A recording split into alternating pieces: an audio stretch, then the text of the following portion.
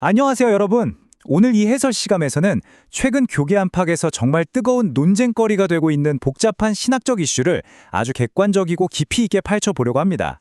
자, 바로 본론으로 들어가 볼까요? 평범한 성도들이 모인 한 기독교 포럼에서 아주 흥미로운 토론이 벌어졌는데요. 여기서부터 우리의 이야기가 시작됩니다. 포럼에 올라온 질문 하나를 볼까요? 성령의 역사나 기적이 다 이단인가요? 하나님이 살아계시면 오늘날에도 직접 말씀하실 수 있는 거잖아요. 솔직히 우리 다들 한 번쯤 이런 생각 해보지 않았나요? 정말 와닿는 현실적인 딜레마죠. 원자료를 쓴 분도 이런 의문을 갖는 것조차 정죄받는 기분이라며 혼란스러워했습니다. 아주 타당한 고민이에요. 살아계신 하나님을 믿는데 왜 기적을 바라고 음성 듣는 걸 그렇게 위험하다고 경계하는 걸까요? 자, 이 질문을 시작으로 엉킨 실타래를 하나씩 풀어보겠습니다. 오늘 살펴볼 로드맵입니다. 첫째, 체험과 이단의 경계. 둘째, 신사도 운동의 핵심 문제. 셋째, 직통계시의 위험성. 넷째, 성경적 성령론. 그리고 마지막으로 올바른 분별 기준까지 순서대로 쭉 짚어보겠습니다. 자, 그럼 첫 번째 섹션, 체험 대 이단성, 신앙의 경계선부터 살펴볼게요. 여기서 핵심은 이겁니다. 정통 신학자들이나 포럼의 분별력 있는 성도들이 하나님의 능력을 안 믿는 게 절대 아니거든요. 다만 그들이 정말 강하게 경고하는 건 마태복음 7장 21절 말씀처럼 하나님의 뜻에 순종하는 삶은 쏙 빠진 채 그저 초자연적인 현상만 쫓아다니는 태도입니다. 현상과 체험에만 매몰된 신앙, 이건 정말 위험한 영적 함정이라는 거죠. 이어서 두 번째 섹션, 신사도 운동의 핵심 문제를 파헤쳐 보겠습니다. 이단 연구가들이 흔히 NAR, 즉 신사도 운동을 규정할 때 짚는 포인트가 있어요. 겉보기엔 그냥 기도를 엄청 뜨겁게 하는 성령 부흥 운동 같잖아요? 그런데 그게 다가 아닙니다. 이들은 자기들을 현대의 사도로 아예 격상시켜버리고 성경 외에 새로운 계시를 직접 받는다고 주장하거든요. 바로 이 지점, 여기서 정통신학과 완전히 선이 그어지고 논란이 일어나는 겁니다. 근데 진짜 교묘한 게 뭔지 아세요? 바로 언어의 덫입니다. 포럼의 한 목회자분이 날카롭게 지적했는데요. 이 신사도 운동은 우리한테 엄청 익숙한 기독교 단어들을 가져다 쓰면서 그 속뜻은 완전히 왜곡해버립니다. 예를 들어 풀어진다는 말, 그냥 묶인 걸 푼다는 뜻 같죠? 이들한테는 자신들만의 직통계시나 영적 능력을 쏴준다는 의미예요. 다윗의 장막도 마찬가지고요. 모르고 들으면 고개 끄덕이다가 속아 넘어가기 딱 좋은 방식인 거죠.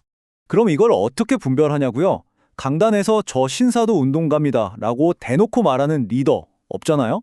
그러니까 그들의 교류와 열매, 즉 연관성을 보라는 겁니다. 데이비드 오워 같은 논란의 인물들을 강사로 세우는지, 미국 캔자스시티 아이압 같은 특정 기도 모임에 무분별하게 참여하는지 확인해보세요.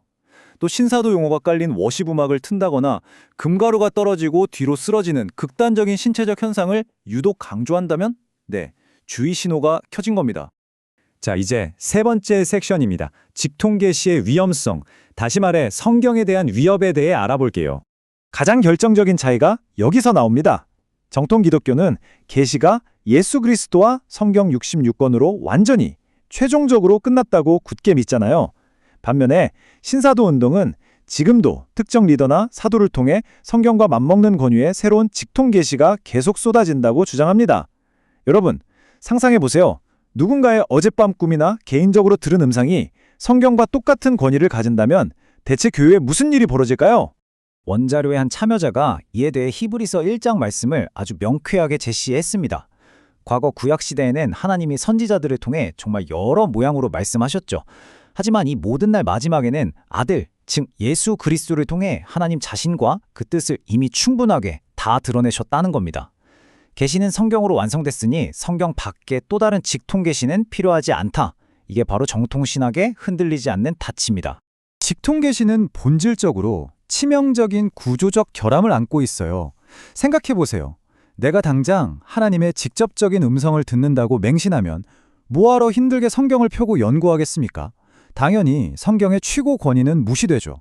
게다가 그 계시를 직접 받는다는 목회자는 절대 틀릴 수 없는 신적인 존재가 되어버립니다. 건전한 비판은 원천 차단되고 성도들은 무비판적으로 맹종하다가 결국 어마어마한 영적 혼란과 깊은 상처만 남게 되는 거예요. 그렇다면 진짜는 뭘까요? 네 번째 섹션, 성경적 성령론의 기준을 세워보겠습니다. 포럼의 한 유저가 요한복음 14장에서 16장 말씀을 토대로 정말 훌륭한 4단계 검증 기준을 정리해 줬는데요. 진짜 성령님은 금가루나 괴성 같은 기괴한 현상으로 이끄시는 분이 아닙니다. 철저하게 성도들을 말씀, 즉 진리 가운데로 직접 인도하십니다. 예수님이 하신 말씀을 생각나게 하시고 인간 리더가 아닌 오직 예수님만을 높이시죠. 마음대로 창작해서 말씀하시는 게 아니라 오직 들은 것만 말씀하십니다. 이 요한복음의 기준만 딱 대입해봐도 어떤 무브먼트가 진짜인지 가짜인지 명확하게 걸러낼 수 있습니다. 그게 진짜 성령이 역사하셨다는 가장 강력한 증거는요, 눈에 띄게 뒤로 쓰러지고 난리가 나는 그런 외적 현상이 아닙니다. 바로 내면의 성품 변화와 순종이에요. 복음의 진리를 깨닫고 한 사람이 완전히 새로운 피조물로 거듭나는 것, 그게 성령님의 진짜 주특기거든요. 눈에 보이는 신비한 현상에만 집착하는 건 사실 본질을 완전히 놓치고 있는 거라고 참여자들은 한 목소리로 경고합니다. 자, 이제 마지막 5번째 섹션입니다. 건강한 신앙의 내비게이션, 올바른 분별 기준을 살펴볼까요? 일상에서 우리가 적용해야 할 실천적 메시지는 아주 명확합니다. 신기한 기적이나 표적을 쫓는 게 아니라 우주를 다스리시는 하나님의 성품 자체를 아는 것에 집중하라는 거예요. 일상에서 성령의 열매를 맺어가는 거, 그게 진짜 기적이죠. 또 목사님이 강단에서 설교를 아무리 기가 막히게 하셔도 그분의 평소 교류나 삶의 열매를 종합적으로 분별하셔야 합니다. 목회자도 결국 오류가 있을 수 있는 연약한 인간이거든요. 어떤 리더든 절대 우상화해서는 안 된다는 점, 포럼에서도 정말 큰 공감을 얻은 대목입니다. 이 부분에서 제 마음을 쾅 때린 한 참여자의 간증이 있었어요. 이분이 타국인 뉴질랜드에서 진짜 벼랑 끝에 몰린 극심한 가난을 겪으셨대요. 그런데 그 막막한 절벽 앞에서 하늘의 쩌렁쩌렁한 직통 음성이나 마법 같은 환상을 구한 게 아니었다고 합니다. 그저 눈물 흘리며 기도하고 오늘 하루 무사히 버티게 하심에 감사하면서 일상을 성실하게 살아내셨대요. 그리고 그 환란 속 조용한 인내와 견딤이야말로 진짜 위대한 성령의 역사라고 고백합니다. 와, 정말 깊은 울림을 주지 않나요? 이 길고 뜨거웠던 전체 토론의 결론을 딱 한 문장으로 요약한다면 바로 이겁니다.